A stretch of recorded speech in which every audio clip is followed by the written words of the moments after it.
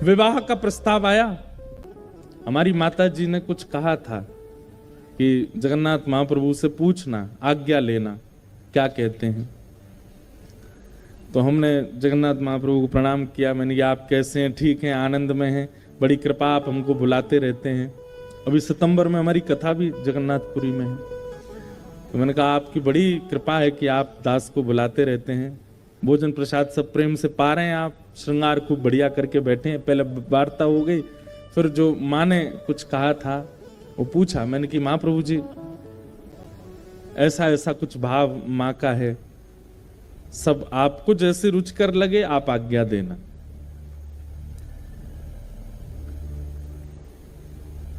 अब मैं बैठा था, कोई आज्ञा तो कुछ दी नहीं उन्होंने, ऐसा कुछ मन में आया नहीं कि ये कह रहे हो कि हाँ ठीक है। इतने में ही वो पंडा पुजारी जी आए, चलो चलो चलो हरि हरि बोलो, हरि हरि बोलो, चलो उठाने लगे। मैंने कहा आपने कुछ संकेत तो दिया नहीं, हम कुछ पूछ रहे थे, उसका एक संकेत, शुभ संकेत तो दे दो। तो मैंने मन में विचार किया कि ये पुजारियों के हाथ में जो डंडी लगी रहती हैं, 2 डंडियां लगी रहती हैं, उसको ऐसे मारते हैं सिर पे।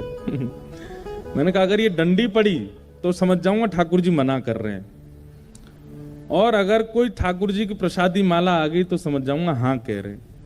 अब बड़ी दुविधा में पड़ जाते हैं कई बार तो, क्योंकि ठाकुर जी बड़े खेलते हैं, ना तो डंडी पड़वाते हैं ना माला ही देते हैं।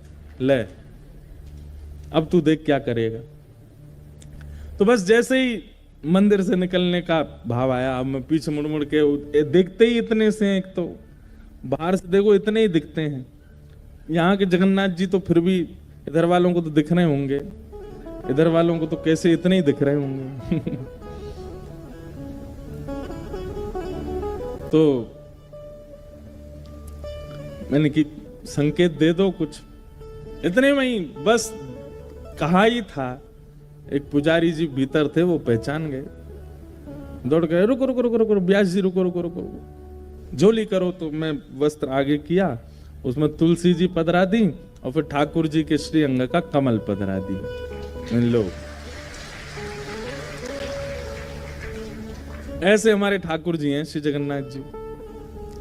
तो ठाकुर जी ऐसा नहीं कि कान में आके कुछ कहते होंगे या आपको बैठा के बोलते होंगे। जब आप सेवा में निमग्न हो जाते हैं तो आपको अनुभव ही हो जाता है कि ठाकुर जी क्या संकेत कर रहे हैं, और या फिर इस प्रकार से कुछ ना कुछ संकेत इधर उधर के कर देते हैं।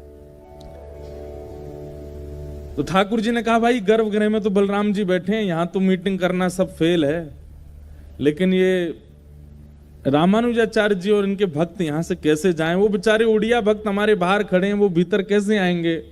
हमको उनकी याद आ रही है।